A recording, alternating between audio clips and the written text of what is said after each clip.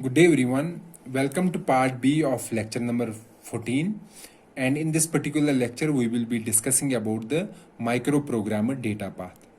In part A of this particular lecture we discussed about the hardwired control unit and briefly discussed about the microprogrammed control unit. So in our hardwired control unit we were having this kind of data path. Okay, where the different stages were connected to each other using these set of wires. And whenever in these stages we have to make some choice, then we were using a multiplexer. And multiplexer was giving us what kind of input should we choose as the output. And in this particular design, the connections were hardwired. So we cannot change the behavior of the execution of the instructions. Fine. So this particular set of data, this particular data path lacks flexibility. So in order to include the flexibility in a data path or in our processor, we moved from hardwired design to a microprogrammed design. And today's lecture is to design a microprogrammed data path. So instead of having this hardwired units or hardwired connections, what we want to have is that we want to have a shared medium where these stages are attached and there is no hardwired connection between the stages. They can communicate with each other using this particular shared medium. So any stage can send data to any other stage. Okay, for example, if this is fetch, this is decode, this is execute, then fetch can send to execute, executes can send to fetch can send to decode, and decode can send to any other stage in the pipeline or any other stage in the processor. Okay, and this particular shared medium is implemented using a sequence of wires. Okay, and this sequence of wires is called a bus. So between different stages of the processor, they are communicating using this particular bus. And this particular bus is a single writer, multiple reader bus. What I mean to say by a single writer means that one can write data on this bus and multiple entities can read from this bus. Let's say I am sending 5 on this. So this can also read 5, this can also read 5, this can also read 5. So multiple entities can read, but only one can send at a particular time. So at this particular time, this particular stage or this particular component can send data on the bus. Okay, and at some other time, for example, this can send and others can receive data from the bus. And as I said, why we are using this bus? We are using this bus to have a flexibility in a sense that every component should be able to receive or send data to every other stage or every other component. And what is a bus? A bus is a set of common wires that connects all the functional units in a processor. And as I said, it supports one writer and multiple readers at any point of time. So let's design the data path using the shared bus. Let's start with the fetch unit. So first we have a fetch unit. So what this fetch unit is doing, for example, we have a PC, and through this PC it goes to instruction memory, and from this instruction memory it gets an instruction which it stores in an instruction register.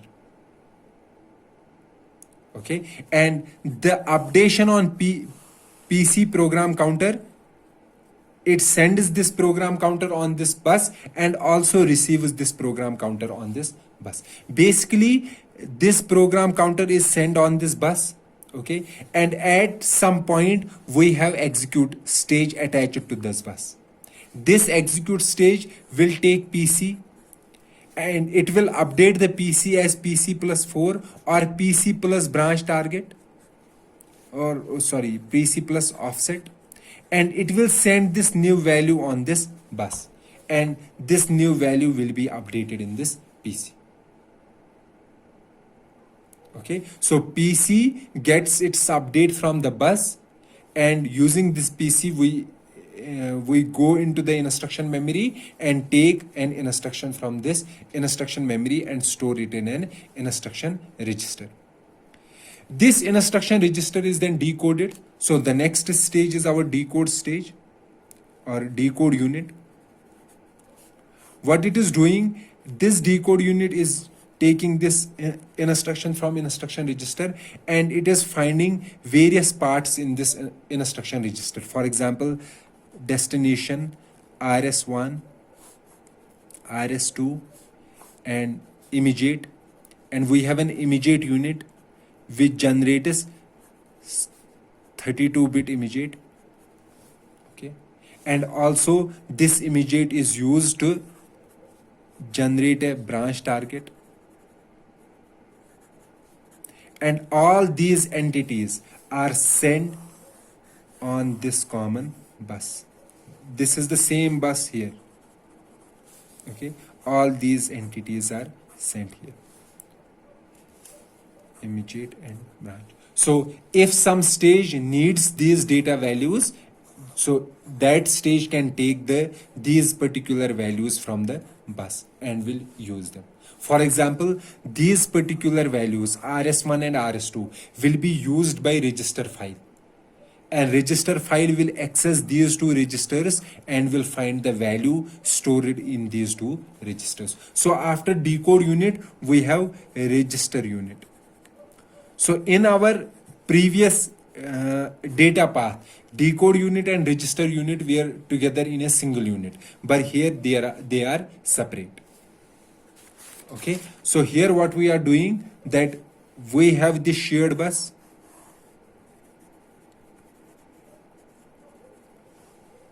Okay, and we have this register file.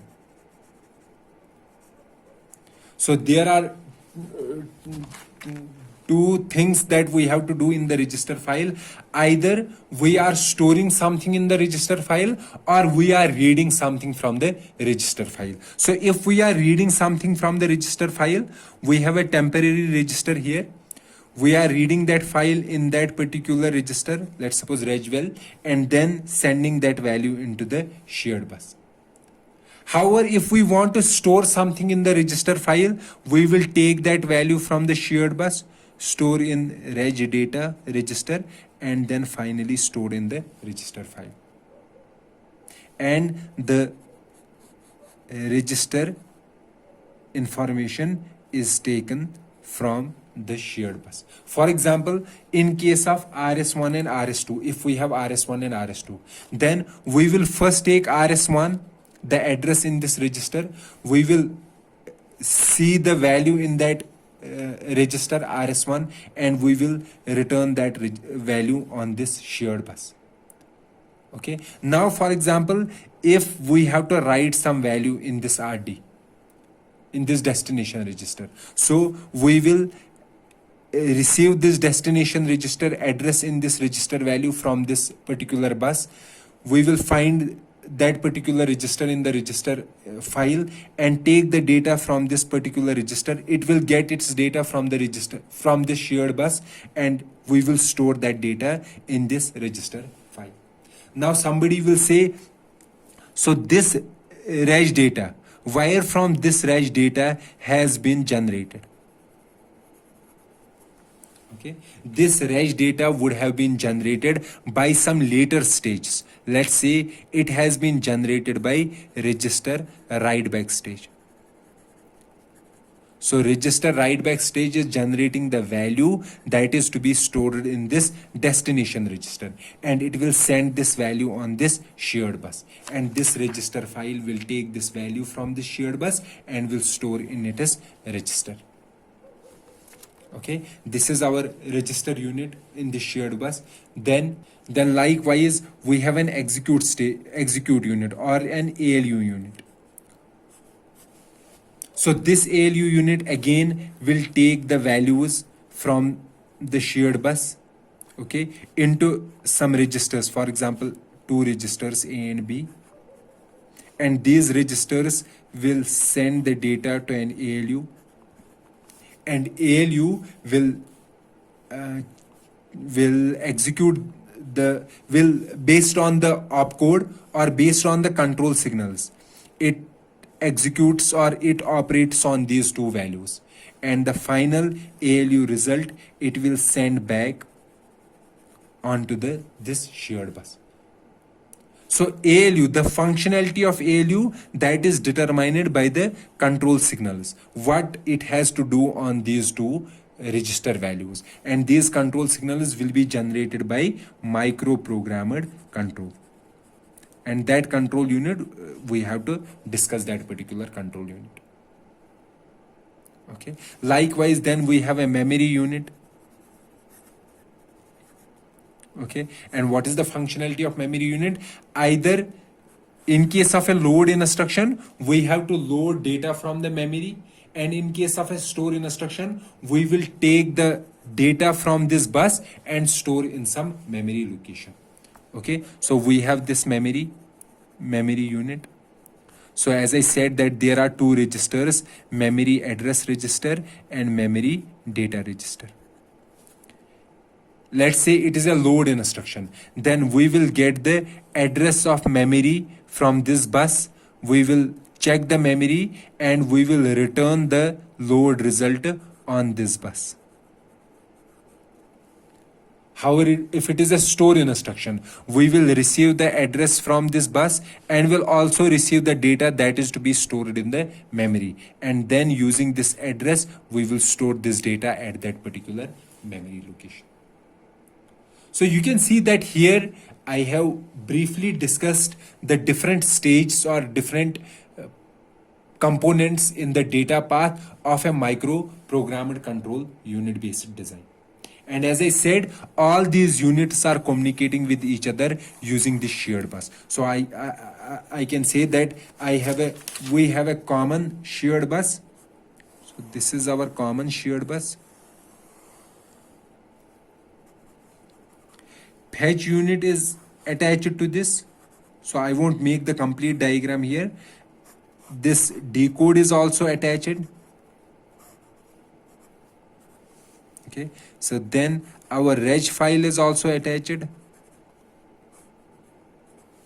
Then our ALU also attached.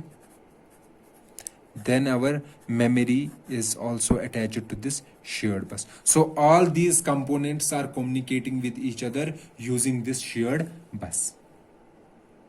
And we have a micro control unit, micro-programmed control unit. This control unit also sends its signals on this particular bus. And based on these signals, these units operate on the data that is available on the bus. And this micro-programmed control unit is getting the instruction, or we can say the opcode.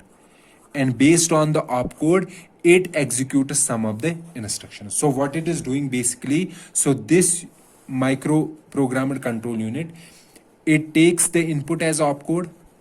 Opcode means what type of instruction it is. Okay, based on this instruction, it accesses it as micro table.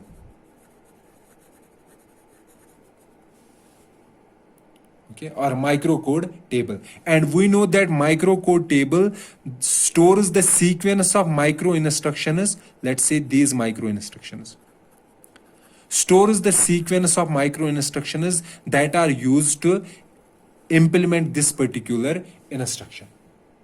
Okay, so this microcontrol unit, what it does, it goes into the micro table. Okay, and it finds the first instruction in response to this particular first micro instruction. Okay, so address of this first micro instruction, and it stores this address into its PC. So inside a microcontrol unit, there is a PC called a micro PC. So this stores the PC of this micro instruction or address of this micro instruction. And after getting this micro instruction into the micro unit from the micro table or from the memory, okay, it will execute this instruction. Execute in a sense, it will find out the possible control signals for this micro instruction. So for this particular micro instruction, it will find out all the possible control signals and it will send these control signals on this particular bus. And these stages will then take action according to the control signals. Then next it will execute micro instruction I5, then micro instruction M8. After executing these instructions, it says that it has completed instruction I. And then if there is another instruction I3, then it will again execute the sequence of micro instructions for this particular instruction, and based on the sequence it will generate some arguments or control signals, and those control signals will be used by these stages to take various actions to execute this particular instruction. Okay, so in our microcontrol unit there is a micro program control and there are micro instructions that are to be executed. Now inside our, now as I said that we have micro instructions. So previously we were having what? We were having instructions. For example, instruction was add x1, x3, x4. And then we were encoding these instructions in binary format. In binary. And what was the encoding? General encoding. For example, there was an opcode, then we were having RD, then func3 and other components. Likewise, we have a micro instruction, for example, MI1 micro instruction. This instruction also needs encoding. So there will be like, we have an opcode, we have a source register, destination register. Okay, fine. So it will have an encoding like this opcode, then register values or some other things here. So this micro instruction. So inside micro control unit, when we are fetching this instruction, this micro instruction, fetch micro instruction, then we will decode this micro instruction. And after decoding, it generates control signals.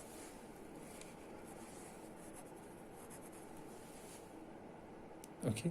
The other scenario or the other paradigm of encoding a micro instruction is that we will encode micro instructions.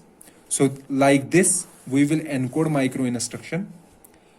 But during the encoding of instruction, we will also include all control signals that will be generated by this particular micro instruction.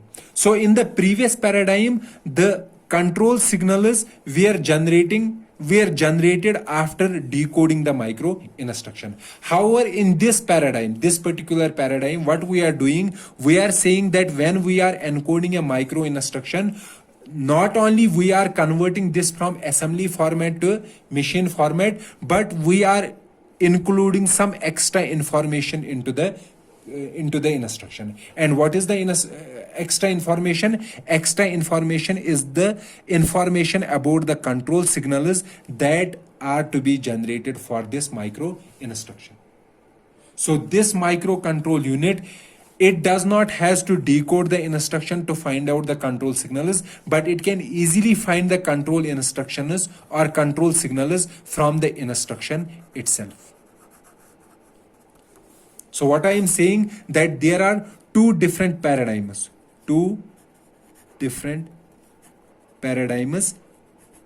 for encoding micro instruction.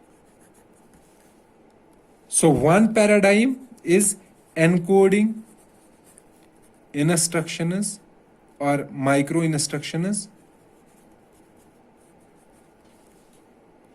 encoding micro instruction is like general RISC-V instructions. And during the execution of these instructions, we need, after decoding, we need a dedicated circuit for generating control signals.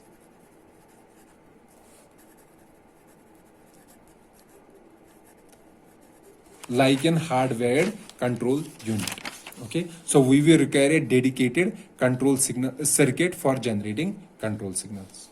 Okay, so this is one paradigm, and this paradigm of encoding micro instruction is called vertical micro programming.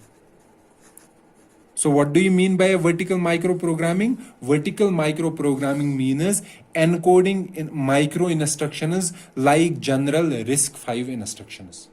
So that means the encoding of an instruction does not include any information about the control signals, or we can say we cannot get the control signals from the instruction itself, but we need a dedicated circuit for generating the control signal.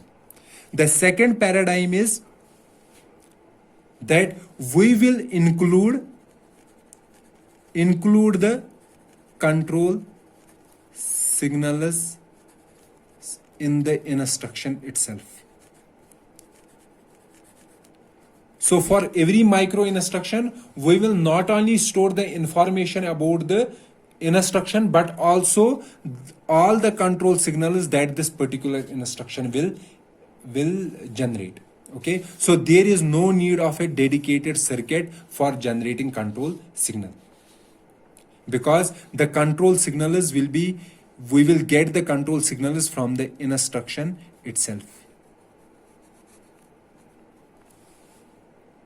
Okay, so the advantage is that we don't need a dedicated circuit for generating control signals, because the control signals will be present in the encoding of an instruction itself. And what is the disadvantage? Disadvantage will be that there will be large size of instructions. Why large size of instructions? Because now the instructions are storing the control signals as well. However, since the number of micro instructions is very small, so this increase in size won't be very high, won't be very significant. Okay, so the storage increase is not significant. And this type of paradigm of encoding the instruction where the control signals are embedded in the instruction itself, this type of paradigm is called horizontal micro programming.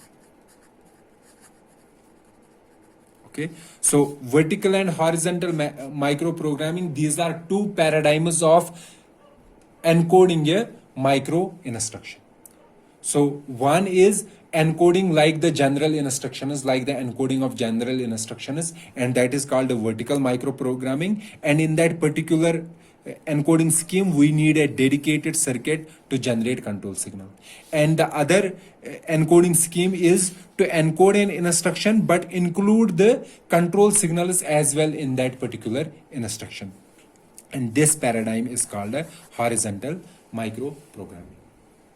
And this has the advantage that it removes the requirement of having a dedicated circuit for generating control signals, but it requires large size of instructions. Okay, or we can say it requires large storage. So this was all about the microprogrammed control unit, and this also adds the design of a control path. So I have to make one thing here clear, that all the modern processors, they use hardwired control unit. However, for complex instructions, if there are some complex instructions, they have microprogrammed control unit as well. So they have the hybrid of these two schemes. So hardwired control unit for efficiency, and microprogrammed control unit for some complex instructions. There are very small number of complex instructions for complex instructions, and if in the future we have to add new instructions. So the modern processors use a hybrid of hardwired control unit and microprogrammed control unit. So this ends our lecture and also our chapter related to processor designing. Okay, in the next lecture we will start discussing about the efficient processors, that is the concept of pipelining. Okay, so let's meet in the next lecture. Till then, goodbye.